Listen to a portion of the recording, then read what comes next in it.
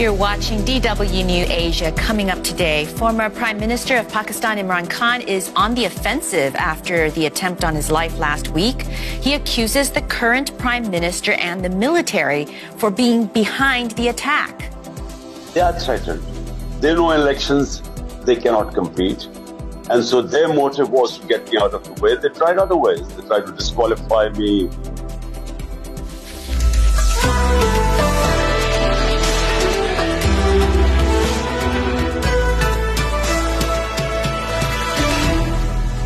I'm Melissa Chan. Thanks for joining us. We have a special edition of DW News Asia today. In a few moments, we'll be speaking with Pakistan's former Prime Minister Imran Khan. Last week, he was shot and injured during a protest march to demand fresh elections after being ousted from office in April. He was hurt in the leg but has since left the hospital. 9 other people were also wounded and 1 died.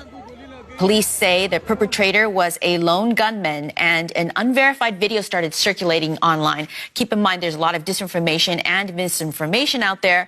But the video showed a man handcuffed at a police station who said, quote, "I did it because Khan was misleading the public. I tried to kill him. I tried my best," end quote.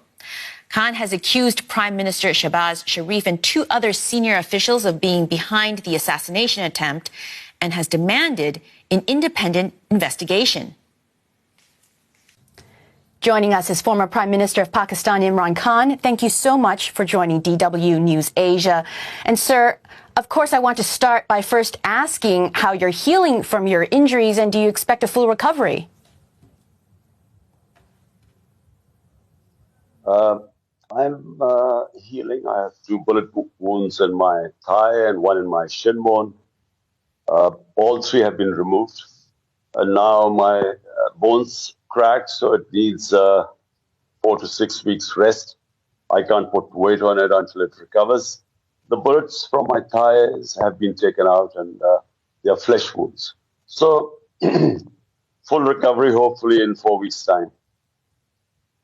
That's excellent to know. Now, you've accused the Prime Minister himself, along with the Interior Minister and the country's intelligence service, of being behind this assassination attempt, and those are very serious accusations. What kind of proof have you been able to provide, and why are you saying this? Well, first of all, let me explain that the people who are threatened the most, who would want me to be eliminated, is the current government. Because since the last 6 months, since my government has been out of office or through a conspiracy, the party's popularity is unprecedented. No party has had such public acceptability as mine. So we have won out of 37 by-elections in the past 5 months. My party has won 29. So 75% of by-elections we've won. And in all opinion polls, we are sort of by far ahead. So they are threatened. They know elections, they cannot compete. And so their motive was to get me out of the way. They tried other ways. They tried to disqualify me, put terrorism cases on me, oppressing our party, journalists hounded who were trying to portray our point of view. One is the best investigative journalist, Ashid Sharif, was murdered in Kenya, hounded out of Pakistan. So this was a plan to get me out of the way. So those two, and let me tell you, the Prime Minister and the Interior Minister. But sir, very quickly, what you've provided is contextual. There are certainly people who would benefit from harming you. So, but it is a little bit like Sherlock Holmes. It's deductive. You believe there's a plot based on a pattern of what critics have said. But what is the hard evidence? Because what you've provided is circumstantial.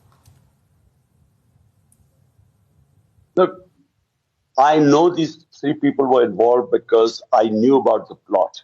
The plot started 2 months back. They decided to bump me off by saying a religious fanatic had killed me.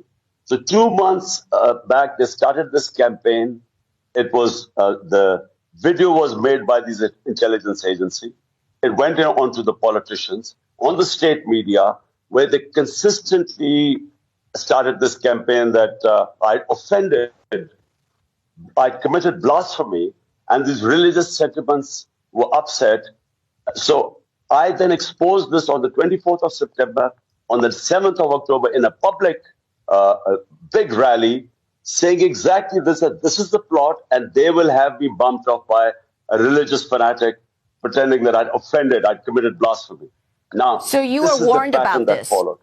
You were warned about this, and so you believe that as a result of being warned, then it has to be the prime minister and the military apparatus behind this. And so if you knew about this, I want to ask about the security, because when I look at the videos of you doing this long march, there doesn't seem to be a lot of security. Did you just ignore the warnings, or did you decide to just take extraordinary risks to your own life, but also to those who support you? Look, past 6 months, I have been in the public. I've held 60 public rallies, almost to record. And then this March. So there was always going to be risk. So many of the rally, before I was holding a rally, they would say, your life is at threat, there's a terrorist threat. This went on for 6 months. Now, I have the options. Do I stay at home and stop this injustice that has happened to Pakistan, where they've plonked the biggest crooks of this country, who've been looting the country for 30 years? They plonk on us, and we expected to sit quietly like a herd of sheep? Or were we going to stand up to the injustice? So I decided that whatever the risk, I would go out in the public. So there were always going to be a risk. But I know who was being threatened, and I know who plotted it. And that's why I want an independent investigation. Got it. Now, you're doing this march, you're resuming it. Is part of your goal here to bring down the system? Because if you're as popular as you say, and the by-election certainly suggests that, why don't you wait until the next election? Why are you trying to force this to happen now? Can't you wait until next year? You will still likely be as popular as you say next year, if that's what you believe. Melissa, it's not about me being popular and winning the elections. We will win the elections, inshallah, whenever they are held. The point is, Pakistan is going down. We are now nearing default. My worry is that by the time these criminals who've been imposed on us, by the time they go, the country might go to a point of no return. What we are seeing is our economy is tanked. All economic indicators have gone down. Exports, economic growth, agricultural growth, everything is heading down. Rupee is falling, our reserves going down. We are heading into a dark tunnel. The only way out of this are free and fair elections. Why? Because when you have free and fair elections, you will have a government for 5 years. That brings in political stability, which doesn't exist right now. And there is no political stability. So time is of essence. Listen, Melissa, economy can only stabilize if you have political stability, because only then the investors come in, only then people have confidence in the system. When no one knows how long this government is going to last, even the government doesn't know, the economy has tanked completely. Mr. Khan, I want to express how your march has looked beyond Pakistan's borders. I'm sitting here in Berlin. You left office following a no-confidence vote, and now you're marching on the Capitol, choosing not to wait for the election. So to some, it doesn't look like a protest. It looks like an attempt to take back power, and that you're using populism to do so. From the outside, there are critics who say that this is reminiscent of the likes of Jair Bolsonaro in Brazil, Donald Trump in the U.S., Rodrigo Duterte in the Philippines, or Bongbong Marcos Jr. now in the Philippines. Would it be fair to include you in that bunch? Okay, well, that's point number one. Marching to the Capitol, what is called a march. There were 3 long marches against me when I was the Prime Minister. We didn't stop them. We didn't think it threatened my democracy, because peaceful public protests are part of democracy, my right. So, firstly, it is within the Constitution. It is when you feel that there is something wrong going on as a Democrat, it is your right to protest like you do in Germany and all over Europe. Secondly, my government was removed, not some constitutional or legal way. They paid $1 million of black money was spent to buy 20 of my members of parliament. It was straightforward, something illegal. I mean, it wasn't an election, it was auction. They were buying our MNAs, and it was not hidden. The whole country knows the going rate when they spent on my members of parliament. So that is unconstitutional. So it was my right to protest. Secondly, the people who have come on imposed on us, 61% of them are on bail.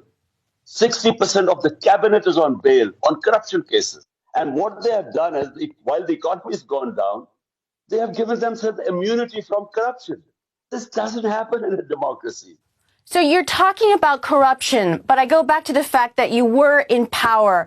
What would you have done differently? If you're talking about so many people who are corrupt, do you have any regrets from your leadership, your prior leadership, in terms of not being able to tamp down corruption the way that you're talking about right now? Well, Melissa, one regret.